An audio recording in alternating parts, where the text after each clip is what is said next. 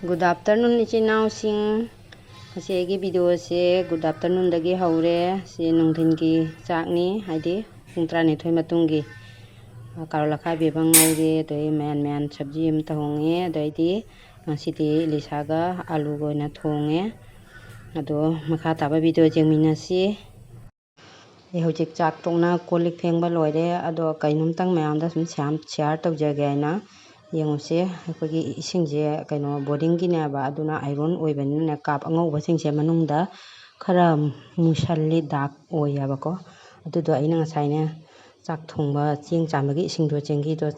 hapchallaga thamme ba adu chengi do haido kharga hoji aina kaino chana ba sutha do utiga chana bado adudo khara hape adugati lebu sumjalliba jengo adugati phengaga jengo mayam langbani khatang to sung ngauthokpani hanagi maksanbado oi kapse uredana manungse murainari se ado phengba loiraba matungda jengo kamaina khatang kasu khenamju jengo se iron isingje iron oyaba boring ginina ado jengo mayam ai phenga matungda kapse ngaudra jengo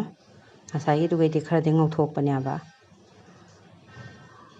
ado mayam su sum sijanabiu yengu tawdana kanabani adaigi video asina khitang ka kanaba ka mayam da pibjaba ngamlabadi ai jamna laibak phabane aina khanjagani mayam nasibina gi channel asibu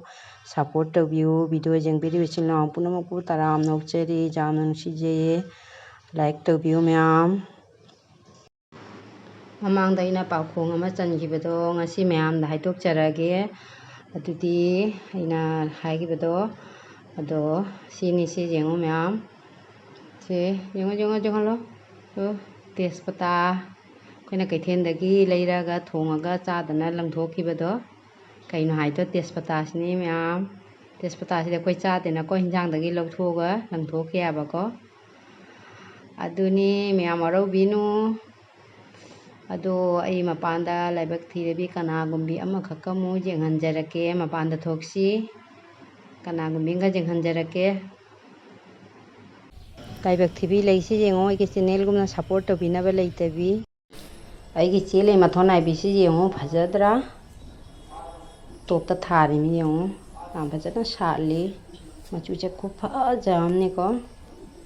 machu jam phaji idi mi gi di khamayam gi di khangdre ai gi di jam phajai jam pamjai am sathina su sali machu su jam sathina phajai ado sina ai hangam mathomta horapadagi thajan khiba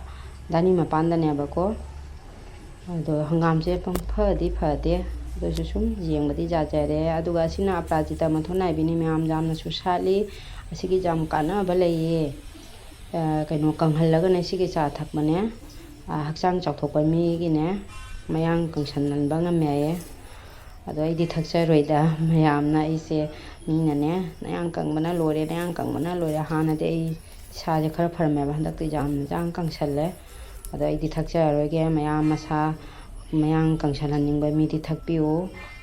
mayang kangsananningba gi weragana ayukta kaim sa tengai ta thakpa kanghallaga ne sina cha thakpane aduga khongkhut chikpa hakchang chiksaba kok chikpa su phahallai sina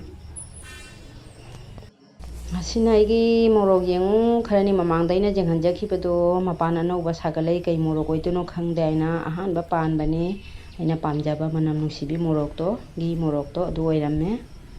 jampali mapanju sum sari mayam ama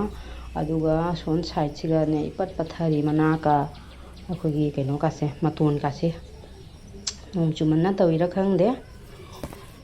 ipat pathari kaigino khone magi yamasida dasu panjare mayam ama ne pamjaba morok oiramme aduga sina jengu chelai napu machugi aina toptani angangbaga napuga punna thabani angangbadi salaktri asina khamen aina ipamdagi poraga thakhiba khamendo aina maton thadatkibado longthongna bayana maton che thadatpaduga longthore jong somnasu pabise phajare lebakta ka tharti jam phajagadabani ado grow bag ta thabani phadi phajare somdane jengwai gi orange rose phajabani sisu ꯑꯗꯣ ꯅꯤꯡꯊꯝꯊꯥꯗꯗꯤ ꯌꯥꯝ ꯆꯥꯎꯅ ꯁꯥꯠꯂꯤ ꯃꯆꯨ ꯐꯖꯗ꯭ꯔꯥ ꯑꯣꯂꯥꯡ ꯊꯥꯗꯗꯤ ꯃꯥꯏ season ꯅꯠꯇ ꯑꯣꯏꯅ ꯇꯧꯏ ꯃꯥꯅꯦ ꯂꯩꯁꯦ ꯄꯤꯛꯏ ꯑꯗꯨꯒ ꯁꯥꯊꯤꯅ ꯁꯥꯠꯂꯤ ꯌꯥꯝꯅꯁꯨ ꯄꯣꯝꯃꯤ ꯑꯩ ꯃꯊꯛꯇ ꯐꯤ ꯂꯧꯁꯜ ꯂꯥꯛꯄꯅꯤ ꯑꯗꯨꯒ ꯌꯦꯡꯍꯟꯖꯔꯛꯄꯅꯤ ꯃꯌꯥꯝꯗ ꯑꯗꯣ ꯋꯦꯗꯔꯁꯤ ꯌꯦꯡꯉꯨ ꯃꯊꯛꯇ ꯉꯁꯤꯁꯦ ꯅꯣꯡ ꯆꯨꯒꯗꯣꯏꯔꯥ ꯈꯪꯗꯦ ꯅꯣꯡ ꯂꯩ ꯑꯗꯣ ꯑꯩꯒꯤ ꯚꯤꯗꯤꯑꯣꯁꯦ ꯃꯇꯥꯡ ꯑꯁꯤꯗ ꯂꯣꯏꯁꯤꯟꯖꯔꯒꯦ ꯃꯌꯥꯝ ꯅꯨꯡꯁꯤꯕꯤꯗꯨꯅ ꯑꯩꯒꯤ ꯆꯦꯅꯦꯜ ꯑꯁꯤꯕꯨ ꯁꯞꯄꯣꯔꯠ ꯇꯧꯕꯤꯔꯝꯃꯨ